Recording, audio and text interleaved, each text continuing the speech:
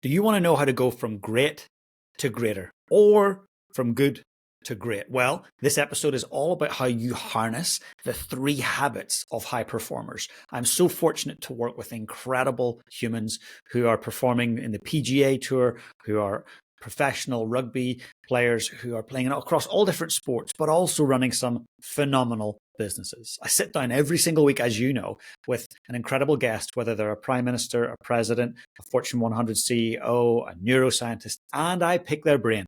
I want to know what makes them tick, but also what they've learned and what they've researched and what studies they've done around high performance. How do high performers do what they do? What's the difference that makes the difference for people that are outperforming everyone else in their chosen sport, field, or industry? Well, I'm about to let you in on that. And I want you to take pen and paper. If you're out running, take a mental note and put it on your phone for later. But if you get these 3 things right, I know it's going to make a huge difference in you going from good to great or great to greater. Even better, great to greatest. We all want to be the greatest versions of ourselves. Maslow did so much study around the hierarchy of needs. Now, at the top of that pyramid was self-actualization. And we've went on to learn that he discovered another level, but the top part of that original pyramid was self-actualization, getting to the point where you're reaching your full potential, bringing your best to the world. We all really want that and need that. So how do high performers do it consistently? Well, I'm going to reiterate what my definition of high performance is. And I want you to think about it for just a second. It is consistently exceeding norms whilst maintaining healthy relationships and well-being. I want you to think about that. Consistently exceeding norms, not once, not twice, but consistently over and over. I recall with the podcast just starting it, I was getting 1 or 2 listeners. I think it was my mom and my brother. And then I had 5, and it was like my aunt and her friend. And it grew slowly.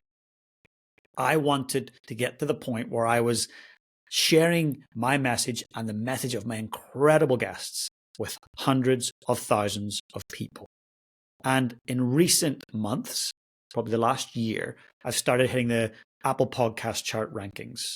Anywhere from number 1, so I've been number 1 in New Zealand and several other countries in the business management categories, and anywhere from 1 to 20 consistently. So I hit it once, and I was like, I texted all my close friends, and people had said, this is a dream. I hope to do it one day.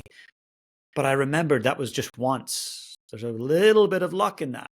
I want consistency because that's high performance. And so the next time I hit it was about 4 days later. I was like, yes, okay, good. There's something happening. And then there was 4 weeks of nothing, and then I hit it again. And then all of a sudden, I hit every day number 1 for about 6 weeks in a row. Now that to me said, okay, we're starting to hit a stride. I really don't believe in resting on our previous performances. Just because I got a bunch of number 1s back then doesn't mean I can chill out right now. I need to double down on my craft. I need to be clear about what I'm doing. I need to have motivation to do it. And I need to have that desire to get better and grow. So what is that for you? What are you doing in your professional or your personal life that you want to be really good at? You want to be BIF. For any of you that come along to my annual live event, High Performance Leadership, you'll know that term, BIF. I love to work with people who want to be BIF, best in field. Being the best in your field, nationally or globally. There's something challenging about that. There's something I love about working with people who want to be BIF because it ain't easy. It's difficult. It's challenging. There's been different parts of my life where I've been a striver, striving to be BIF. You know, as a kid, I wanted to be that initially in Taekwondo and went competing, started to get some prizes. But then along came drumming and I became so passionate about it. I wanted to be a world champion and I moved towards that and then kept moving with that and growing that. But I wanted to be BIF, best in field. Was I best in field every day? No, I definitely was not. There were many others I was chasing. But that kept a reality to it, that kept boots on the ground, sense of humility, and a sense of determination.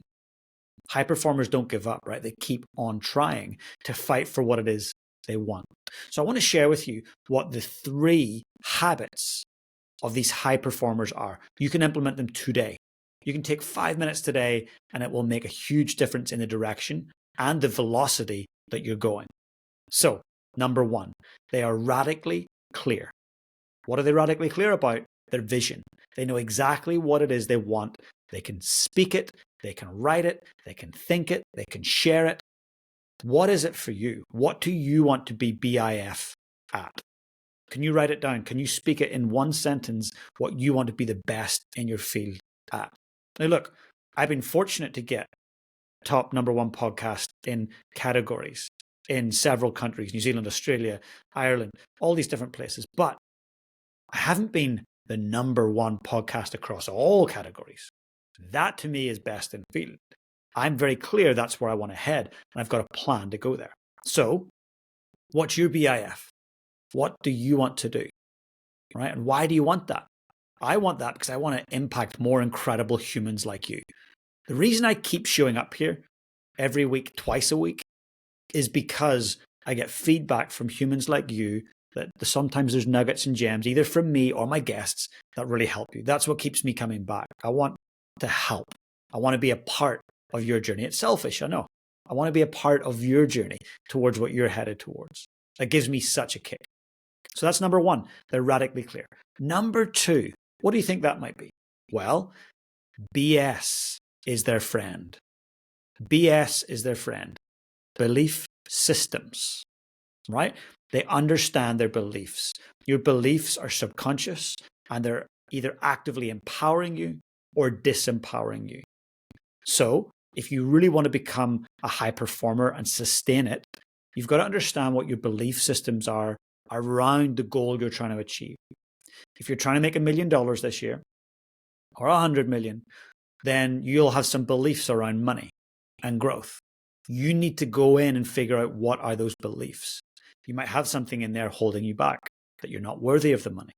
Maybe one of your parents told you that money doesn't grow on trees. Save your dimes. Well, you're not going to invest and let it grow and take risks if you think like that. So whatever your field is, I want you to think, what are the beliefs that are going to help me or hold me back? They're going to help or hinder. And number 3, so you've got radically clear vision. You understand your belief systems. The next thing is this. I meet so many people who know what they want and they've got really good belief systems, but they don't take any action. They're dreamers. They're talkers. Every now and then they'll have a little burst of action and then they go back to their old ways. Why? Because they lack desire. They're always looking for motivation in short clips, scrolling TikTok, Instagram, little cool reels and memos and little YouTube things that fire them up.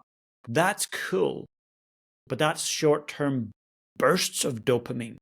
That's not long-term burning desire. The highest performers, people that are standing on the green at the 18th hole at St Andrews, the PGA Tour, I know those guys. And they are very fired up over the long term to do the job. They don't need a coffee to get up and go to St Andrews and hit that golf ball. They don't need gentle encouragement to try and get out and hit 100 balls at the driving range today. They're at it. Why? They're radically clear in vision. They have amazing beliefs that support them, and they are fully tapped in to what drives them, their desire. So if you want to supercharge your desire, you need to ask that question, why? Why do I want the thing I want? And keep asking why. Why do I want, let's say it's financial. It's easy to look at that one. Why do I want $10 million by the time I'm 30? Well, I want to retire. Okay, next question would be, why do I want to retire at 30? Well, I want to spend more time with the people I love. Okay, next question is, why do you want to spend more time? You keep going down until you can't go any further. I call it 7 levels deep. I often do it on stage with a volunteer at my live event every year. And often it's quite an emotional experience. And they go deeper and deeper and deeper. They tap into something and they're like, wow, that's exactly why I want that goal. And that will give you massive amounts of drive. As some of you know, I gave up alcohol just over 4 years ago. I wrote a list of why, and that really drove me. I kept going back to the list. I want to be a better dad. I want to be present. I want to be a great granddad if I'm lucky to become one. I want to have physical health in my 70s, 80s, and beyond. So I want you to think about those three ingredients. You've got that really radically clear vision. You've got to have massive self-belief, great solid belief systems, and then this desire, double down on this deep burning desire. So those are three things that are just arguably going to be across every high performer or high performance team. If you don't have those, you're going to see dips in performance. If you don't have those, you're possibly going to say yes to every shiny object. If you don't have those, you're likely to point the finger rather than take radical accountability.